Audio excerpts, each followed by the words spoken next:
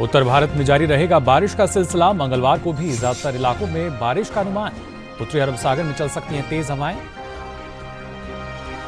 गुजरात और महाराष्ट्र के तटों पर दिखेगा हवाओं का असर।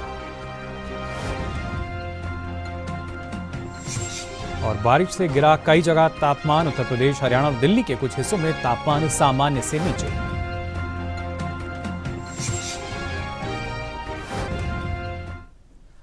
नमस्कार, आप देख रहे हैं दूरदर्शन किसान। मौसम खबर में आप सभी का स्वागत। मैं हूं मुकुल शर्मा। मौसम खबर में जानेंगे आने वाले दिनों में कहां होगी बारिश, कहां चलेंगी तेज हवाएं और कैसी रहेगी तापमान की स्थिति। साथ ही किसानों के लिए क्या है कृषि सलाह। लेकिन सबसे पहले नजर डालते हैं मौसम की खास खबरों पर। अगले 2 दिन क्या रहेगा खास, आइए जानते हैं। जम्मू कश्मीर की अगर बात करें तो कई स्थानों पर तेज बारिश के आसार यहां नजर आ रहे हैं। उत्तराखंड और हिमाचल में भी कुछ जगहों पर काफी भारी बारिश हो सकती है। पंजाब और हरियाणा के कुछ स्थानों पर मूसलाधार बारिश की संभावना है। मध्य महाराष्ट्र में भी कुछ स्थानों पर तेज बारिश की संभावना जताई गई है। विदर्भ और छत्तीसगढ़ में कहीं कहीं तेज हवाओं के साथ बारिश का अंदेशा जताया गया है। बिहार और झारखंड में भी कुछ इलाकों में तेज हवाओं के साथ बारिश की संभावना है। गांगे पश्चिम बंगाल और ओडिशा में कुछ जगह तेज हवाओं के साथ बारिश हो सकती है। तटीय आंध्र प्रदेश और तेलंगाना में तेज हवाओं के साथ बारिश के आसार हैं। उत्तरी अरब सागर की अगर बात करें तो यहां पर 60 किलोमीटर प्रति घंटे की रफ्तार से तेज हवाएं चलने का अनुमान है। फिलहाल गुजरात, महाराष्ट्र, गोवा के तटों पर इन तेज हवाओं का असर देखा जा सकेगा। और आइए बात करते हैं बारिश के पूर्वानुमान की। अगले 2 दिन देश के कौन से ऐसे हिस्से जहां पर भारी बारिश हो सकती है और कहां कहां मध्यम या उससे हल्की बारिश नजर आएगी, जान लेते हैं इस रिपोर्ट में। मौसम विभाग का कहना है कि पूर्वी और पश्चिमी उत्तर प्रदेश में अगले 2 दिन ज्यादातर जगह बारिश हो सकती है। हरियाणा, दिल्ली और पंजाब में मंगलवार को अधिकतर हिस्सों में बारिश की संभावना है। जम्मू कश्मीर और लद्दाख में दोनों दिन ज्यादातर हिस्सों में पानी बरसेगा। उत्तराखंड और हिमाचल प्रदेश में भी मंगलवार को अधिकतर जगह बरसात होगी। पूर्वी और पश्चिमी राजस्थान में कुछ एक स्थानों पर बारिश की उम्मीद है। पूर्वी भारत की बात करें तो बिहार में अनेक जगह, जबकि ओडिशा, झारखंड और गांगे पश्चिम बंगाल में 2 दिन अधिकतर स्थानों पर बारिश होगी। उप हिमालय पश्चिम बंगाल और सिक्किम में मंगलवार को ज्यादातर स्थानों पर, जबकि बुधवार को अनेक जगह बारिश का अनुमान है। पूर्वोत्तर में अरुणाचल प्रदेश, असम और मेघालय में 2 दिनों के दौरान कुछ स्थानों पर बारिश हो सकती है। नागालैंड, मणिपुर, मिजोरम और त्रिपुरा में अगले 2 दिन अनेक स्थानों पर पानी बरसेगा। छत्तीसगढ़ में 2 दिन ज्यादातर इलाकों में, जबकि पूर्वी और पश्चिमी मध्य प्रदेश के अनेक हिस्सों में बारिश हो सकती है। मध्य महाराष्ट्र के ज्यादातर हिस्सों में, जबकि मराठवाड़ा और विदर्भ में मंगलवार को अनेक जगह बरसात होगी। कोंकण और गोवा के अधिकतर हिस्सों में, जबकि गुजरात में कुछ एक स्थानों पर बरसात की उम्मीद है। रुख करते हैं दक्षिण भारत का, जहां केरल और तटीय कर्नाटक के अलावा उत्तरी और दक्षिणी कर्नाटक के अंदरूनी हिस्सों में अधिकतर जगह बारिश होगी। तेलंगाना में भी बुधवार को अधिकतर हिस्सों में बारिश के आसार हैं, जबकि रायलसीमा में मंगलवार को अनेक स्थानों पर बारिश हो सकती है। तमिलनाडु और पुडुचेरी में इस दौरान कुछ जगहों पर बादल बरसेंगे। वहीं लक्षद्वीप में कुछ जगह तो अंडमान निकोबार द्वीप समूह में अधिकतर स्थानों पर बारिश होगी। तो जाना अपने अगले 24 घंटों के दौरान क्या स्थिति होगी बारिश की। लेकिन बात अगर पिछले 24 घंटे की जाए तो इस दौरान देश के कौन कौन से ऐसे हिस्से जहां बारिश दर्ज की गई, ये आपको बता देते हैं। जम्मू कश्मीर और लद्दाख में ज़्यादातर जगह बारिश हुई। साथ ही उत्तराखंड और हिमाचल प्रदेश में भी अधिकतर जगह बादल बरसे। उत्तर प्रदेश, हरियाणा और राजधानी दिल्ली में भी ज़्यादातर हिस्सों में बारिश दर्ज की गई। इसके साथ ही मध्य महाराष्ट्र की अगर बात की जाए, मराठवाड़ा में भी अधिकतर इलाकों में बारिश दर्ज की गई। गुजरात और विदर्भ में भी अनेक हिस्सों में बारिश दर्ज हुई। तो कोंकण और गोवा में भी ज्यादातर हिस्सों में बादल बरसे। इसी के साथ मध्य प्रदेश, छत्तीसगढ़ में कुछ जगह बारिश देखी गई। अगर बात की जाए हिमालय, पश्चिम बंगाल और झारखंड की, तो अधिकतर जगह यहाँ भी बारिश दर्ज हुई। बिहार में अनेक जगह, तो ओडिशा में कहीं कहीं बारिश हुई। नागालैंड, मणिपुर, मिजोरम और त्रिपुरा में भी अनेक जगह बारिश दर्ज की गई। अरुणाचल प्रदेश के ज्यादातर हिस्सों में भी बादल बरसे। साथ ही तेलंगाना और रायलसीमा में भी अनेक इलाकों में बारिश दर्ज हुई। और आइए अब नजर डालते हैं तापमान की स्थिति पर। सबसे पहले जान लेते हैं अधिकतम तापमान का हाल। मध्य प्रदेश की अगर बात करें तो कुछ जगह अधिकतम तापमान सामान्य के मुकाबले 5 डिग्री सेल्सियस अधिक दर्ज किया गया, जबकि छत्तीसगढ़ में कुछ स्थानों पर अधिकतम तापमान सामान्य से 3 से 5 डिग्री सेल्सियस अधिक दर्ज हुआ।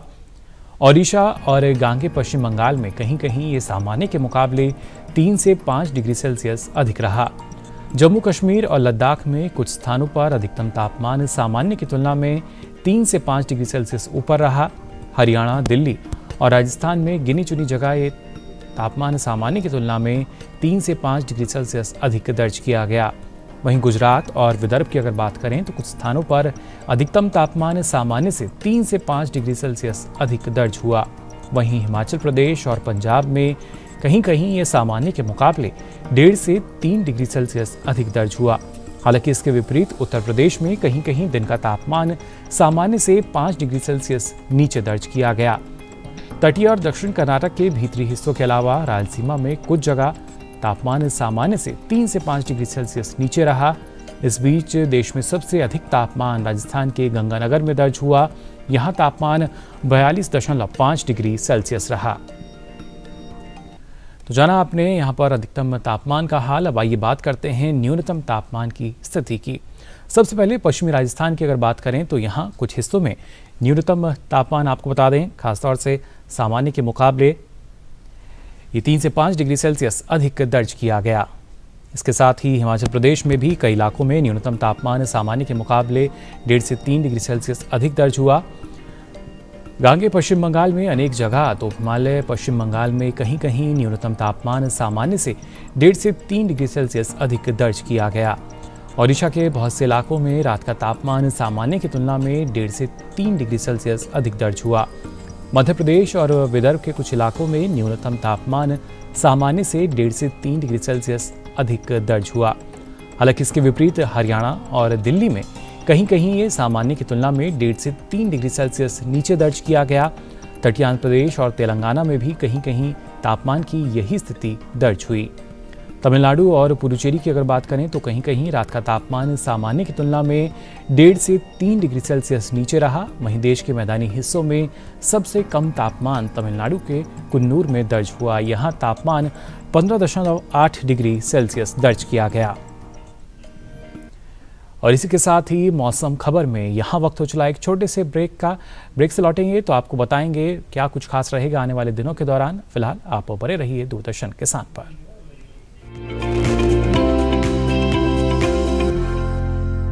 टूटेगी तो नायो जो है रिलैक्सो। रिलैक्सो मजबूती बेमिसाल। फसल बीमा से अब सुरक्षित आत्मनिर्भर बन जाए किसान। एआईसी के संग मौसम की मार अब नहीं करेगी तंग, नुकसान की होगी पूरी भरपाई। एआईसी किसान का हमराही। Agriculture insurance company of India limited, संपन्न भारत की पहचान, बीमित फसल खुशहाल किसान।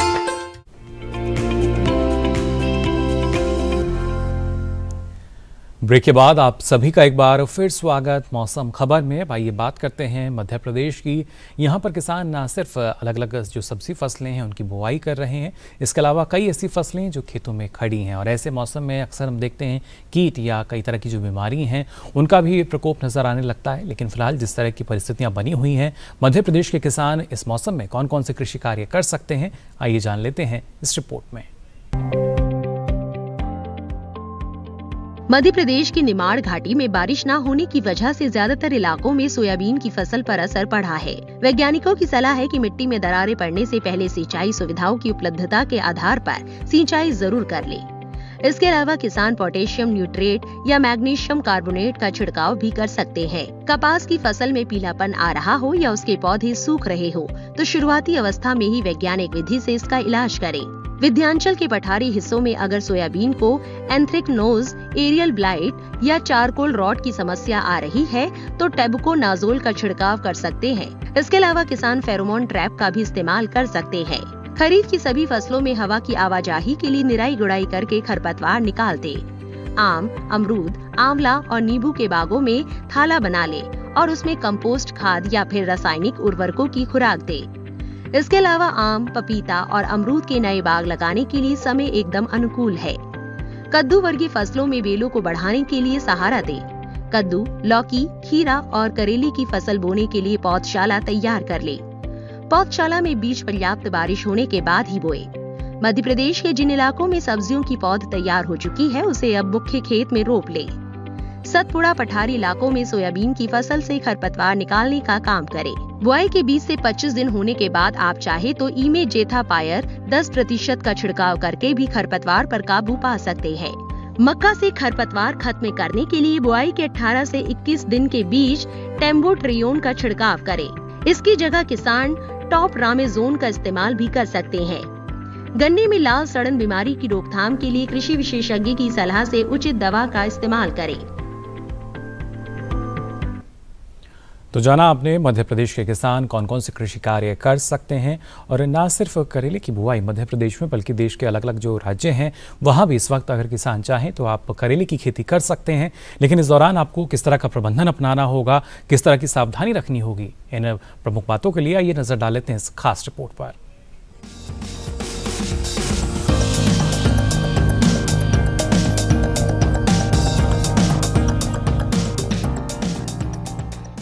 ये समय करेले की बुआई के लिए काफी बेहतर है।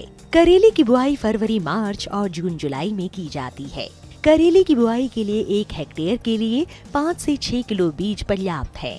बुआई करते समय ध्यान रखें कि पंक्ति से पंक्ति की दूरी 120 सेंटीमीटर और पौध से पौध की दूरी 60 सेंटीमीटर रखें। किसान करेले की कई किस्मों की बुआई कर सकते हैं, जैसे पूसा विशेष करेले की इस किस्म की बुआई उत्तरी भारत के मैदानी क्षेत्रों, खासकर हरियाणा और दिल्ली में की जा सकती है। इस किस्म की 1 हेक्टेयर में 150 क्विंटल तक पैदावार ले सकते हैं। इसका फल मोटा, मध्यम लंबाई वाला और चमकदार व हरा होता है। इसके अलावा पूसा औषधि सिलेक्शन 1 किस्म भी लगाई जा सकती है। ये किस्म राजस्थान, गुजरात, हरियाणा और दिल्ली में लगाने के लिए उपयुक्त है। 1 हेक्टेयर में 198 क्विंटल पैदावार ली जा सकती है। इसका फल हल्के हरे रंग का और मध्यम लंबाई वाला होता है।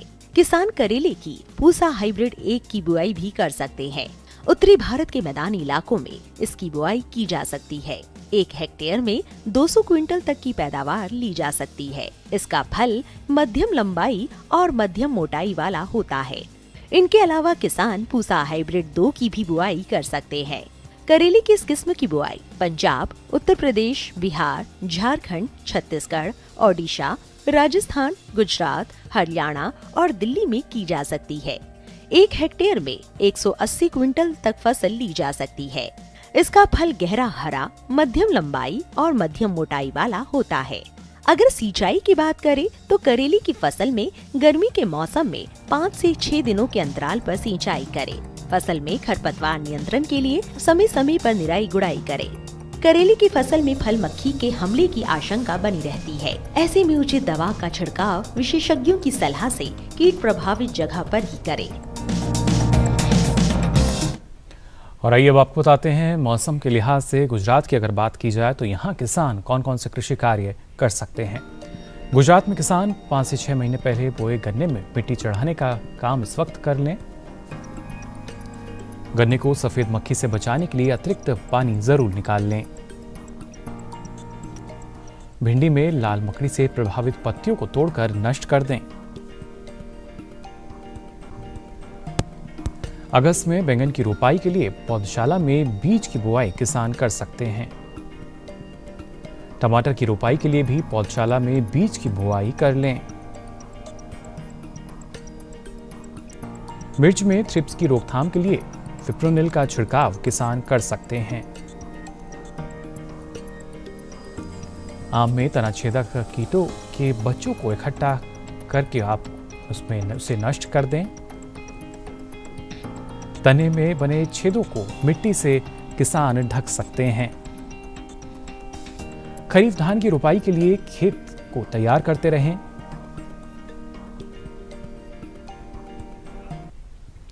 और इसी के साथ ही मौसम खबर में यहां वक्त हो चला एक और छोटे से ब्रेक का। ब्रेक से लौटेंगे तो आपको बताएंगे मौसम में क्या रहेगा खास। आप देखते रहिए दूरदर्शन किसान।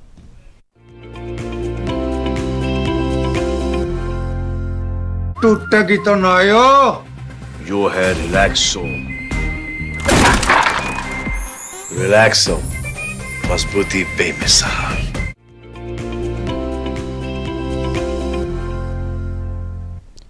ब्रेक के बाद आप सभी का एक बार फिर स्वागत मौसम खबर में। आइए बात करते हैं महाराष्ट्र की। तो मौसम के लिहाज से किसान यहाँ कौन कौन से कृषि कार्य कर सकते हैं, आइए जानते हैं।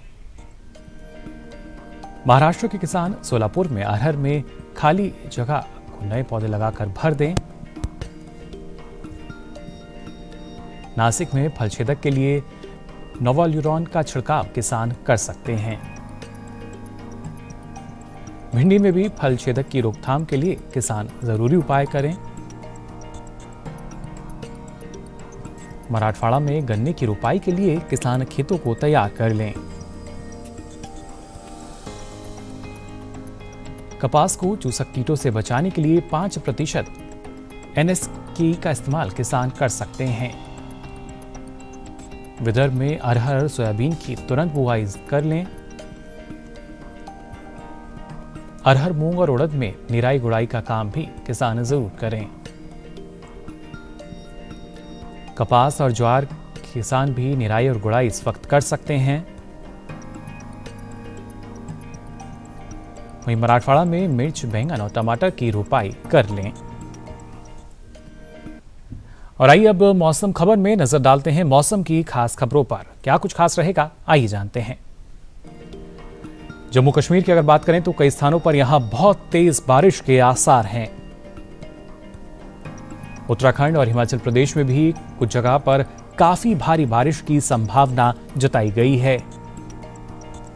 पंजाब और हरियाणा के कुछ स्थानों पर भी मूसलाधार बारिश की संभावना है। मध्य महाराष्ट्र में भी कुछ स्थानों पर तेज बारिश हो सकती है। विदर्भ और छत्तीसगढ़ में कहीं कहीं तेज हवाओं के साथ बारिश का अंदेशा जताया गया है। बिहार और झारखंड में भी कुछ इलाकों में तेज हवाओं के साथ बारिश की संभावना है। गांगे पश्चिम बंगाल और ओडिशा में कुछ जगह तेज हवाओं के साथ बारिश हो सकती है। तटीय आंध्र प्रदेश और तेलंगाना में तेज हवाओं के साथ बारिश के आसार हैं। वहीं उत्तरी अरब सागर में आपको बता दें 60 किलोमीटर प्रति घंटे की रफ्तार से तेज हवाएं चलने का अनुमान है। इन हवाओं का असर खासतौर से गुजरात, महाराष्ट्र और गोवा के तटीय क्षेत्रों पर देखा जा सकेगा। और आइए अब चलते चलते नजर डालते हैं अगले 4 दिनों के लिए प्रमुख शहरों के तापमान पर।